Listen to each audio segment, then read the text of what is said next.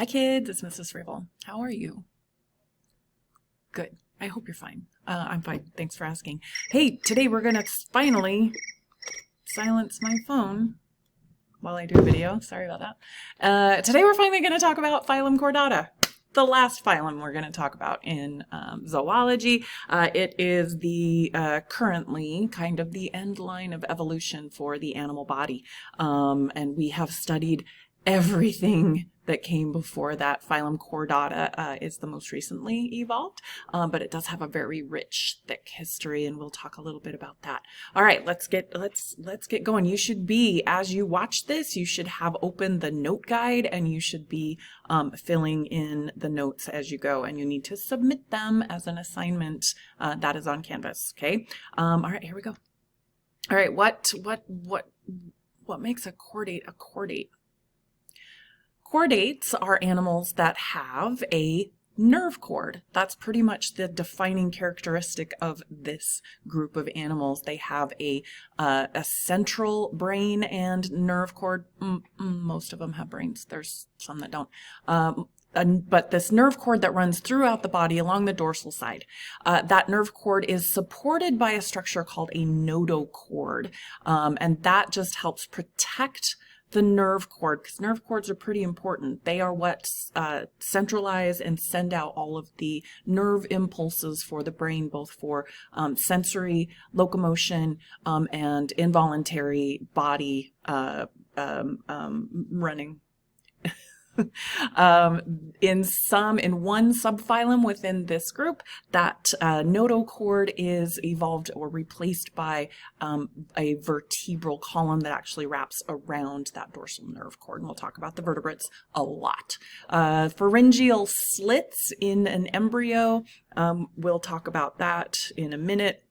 And then this group also has a post-anal tail. That means that their digestive system, which is a complete digestive system with two openings, mouth and an anus. The tail is at the end of that notochord and nerve cord, and is post the anal opening, okay? Behind the anal. So make sure you know those. Those will be the ones that you need to put on your Prezi.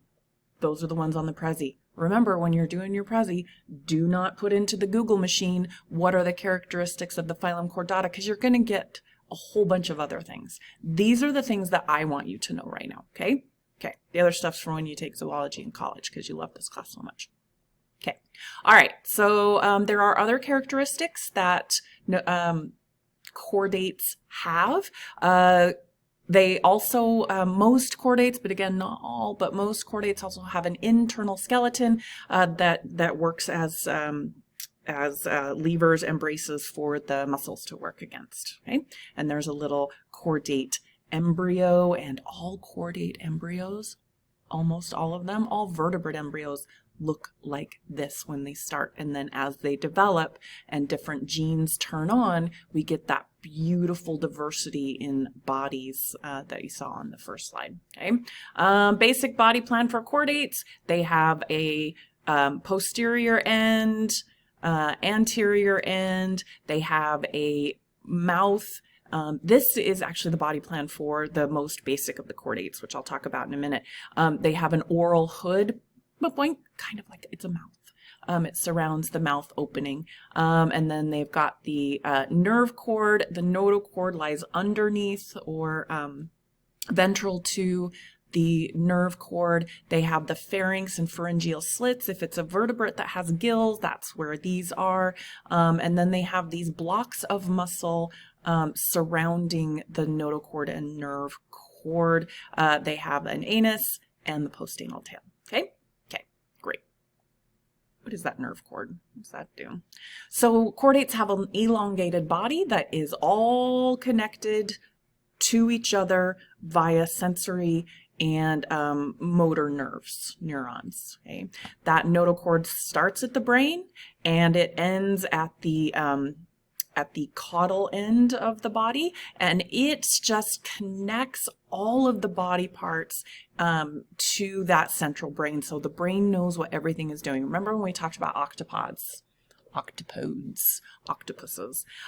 They have a brain, but then they have a separate ganglia in each of those 8 arms, and each arm could kind of operate on its own without talking to the central brain. Notochords prevent that, or nerve cords prevent that. Central nervous systems mean that the body is always talking to the brain. Every part of the body is talking to the brain. This allowed organisms to grow larger and still be able to send nerve signals quickly and effectively to control the whole body in a coordinated response to the environment. Okay, and again, that nerve cord is dorsal to the gut. You remember the body regions from the Body Candy Lab. If not, go clear back in Canvas, back to the body regions and refresh your memory. Okay. What about that notochord? It adds strength and rigidity to that elongated body so that that nerve cord doesn't get bent or twisted, because neurons are kind of fragile and they don't regenerate well. So it provides protection for that nerve cord. It also allows these organisms to grow longer. Think about a blue whale. They're huge. They're as long as the S-Hall, so almost. We'll measure them. This allows these animals to grow really, really large. Think also of dinosaurs. So their bodies are a little more sturdy with that internal skeleton and then that fast-acting nerve cord controlling the whole body. Also, it is the central attachment site for the muscles in the body. Okay. What about that tail? Tails are cute. Sometimes I wish I had a tail. We do, we just don't. Also, it's vestigial in primates, in apes, not primates. In great apes, it's vestigial. But the tail is an adaptation for locomotion. It helps it helps balance. It's an extension off of the notochord in vertebrates. And it helps it's also used for propulsion in aquatic mammals and as an extra hand. Some animals have a prehensile tail, like apes, where they can actually grasp and manipulate things with their tail. In reptiles and invertebrates, it's again for balance. It counteracts it counteracts the rest of their body to keep them balanced while they run and walk. Okay, great. Pharyngeal slits. That sounds complicated. It kind of is. So pharyngeal slits are present in all chordates at some point in development. In vertebrates, in higher vertebrates, it's only present in the embryo, and then as the embryo develops, these pharyngeal slits morph into structures that are in the head and neck region. So in fish and amphibian tadpoles, the pharyngeal slits become the gill structures, and in higher vertebrates like mammals and reptiles and birds, these turn into parts of the throat, parts of the ear, and the head and neck. So your pharyngeal slits, one of them turns into your jaw, which I'll talk about in a minute. And then if at the back of your mouth, where your throat is, that pharyngeal area, that opening in the back, that is where those structures change as the embryo evolves. Okay? And these pictures should all be on your notes, so you can have them to refer to later. Okay, so the whole new world in evolution. Whole new world was opened up to animal bodies when the notochord and then the vertebral column evolved into a central nervous system. These animals are smarter, they are larger, they're more coordinated. This all is accepting octopods, because we talked about how weird they are. They're amazing. But why? Why was this such an innovation for an animal body? Go ahead. I'm listening. You bet. It's because it coordinates all of the body's movements and responses. So it opens up this ability to be more flexible neurologically. So brains and spinal cords allow a body to develop faster coordination, but also the top part of that nerve cord, when it becomes a brain, that thing can store better information, learn more. The evolution of the brain is really quite interesting. I'll try not to go off on that. But these animals just are very much more advanced physically and neurologically than invertebrates, okay? Okay, whew. So there was the physiology. Let's talk about the taxonomy today.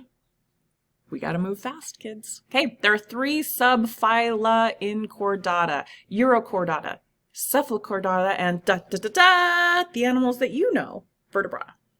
Let's talk about them. Urochordates and cephalochordates are what we call non-invertebrate chordates.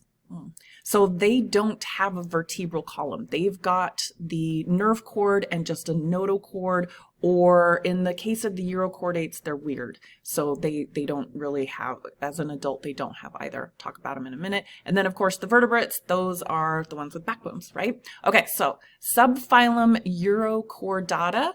These guys are so weird. They're also called tunicates or sea squirts. They live in the ocean. They are filter feeders. They look like sponges, really.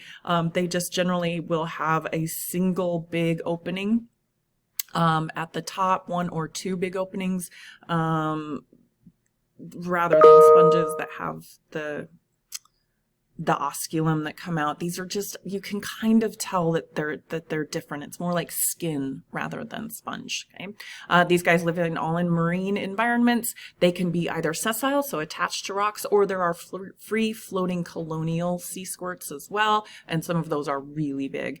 And they don't. I mean, look at them, you guys. They don't have heads. They don't have jaws. They don't have. Where's a backbone in that? So the larvae are actually what look like chordates. The embryos and the larvae look like chordates, and then they metamorphose into these freaky shirt-looking adults, which is where their name, the tunicates, come from. So they look like a shirt. So, but inside of them, they do have a little more complicated structures than most invertebrates, and they do still have that nerve ganglion, little tiny brain, and nerve cord at the top. But as a larvae, they look like that basic chordate form. This is a sea squirt larvae. So they got the mouth. They do have a siphon where they squirt water through, stomach, nerve cord, and notochord as well, heart and stomach. And then they've got their pharynx and their gills. So they just kind of turn into weirdos after they metamorphose into their adult phase, and they do have that indirect metamorphic development. Okay? Okay. Any questions so far? Great. Please send me email if you do have a question. Okay. Second subphylum is Cephalochordata. These are also known as lancelets, or Amphioxus is their scientific name. These guys are also all marine. They live in sand or shallow water. So these guys are swimmers that burrow. And they, as adults, they look like that. They're that basic chordate feature. Say hello to your cousin, who was also your great-great-great-great-great-great-great-great-great-great-great-great-grandfather. Let's get to the fun ones. Okay, subphylum Vertebrata. These are the animals that we know and that we love and that we snuggle and that we keep in tanks.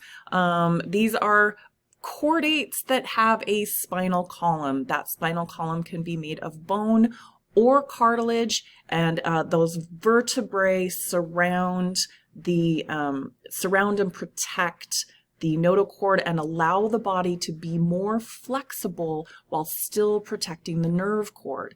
And I am so sorry. I know that I keep juxtaposing nerve cord and notochord, and I'm sorry. You know my brain, you guys. You know me.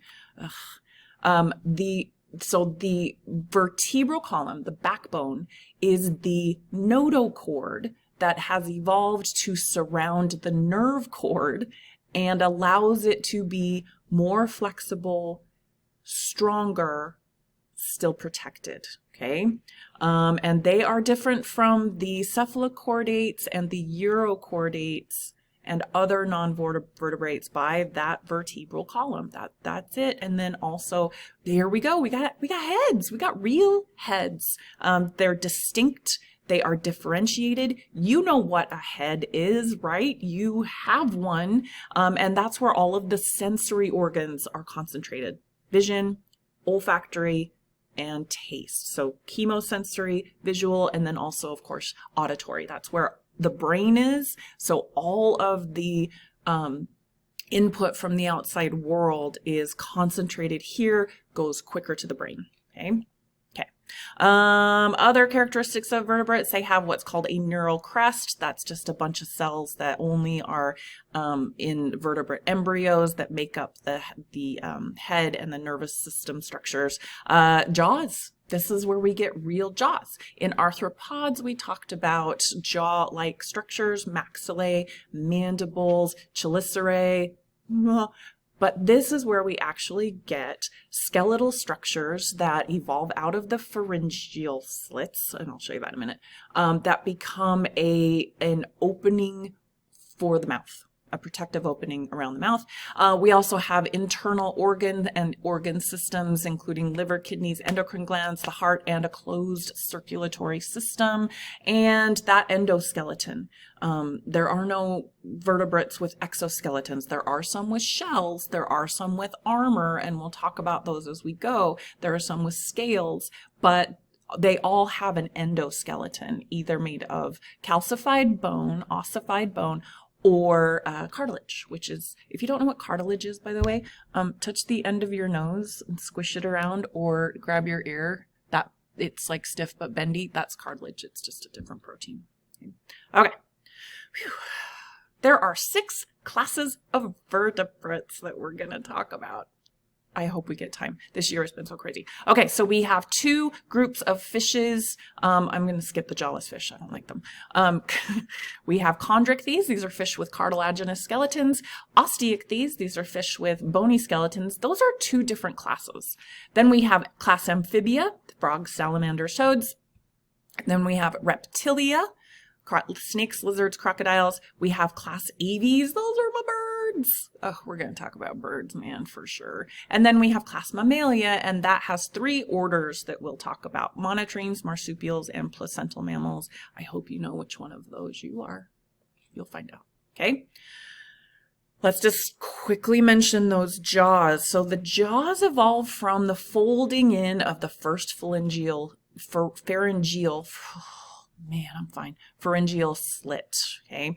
And the gill openings in the head become enlarged and teeth develop. And this was a very important adaptation that allowed these animals to consume larger amounts of food, bigger chunks of food. They were able to grab a big thing and chew it. And not many invertebrates can really do that. Invertebrates kind of have to tear off little bites at a time. Us vertebrates with jaws can just nom, nom, nom, nom, nom through tons of food. This allowed bodies to get bigger again.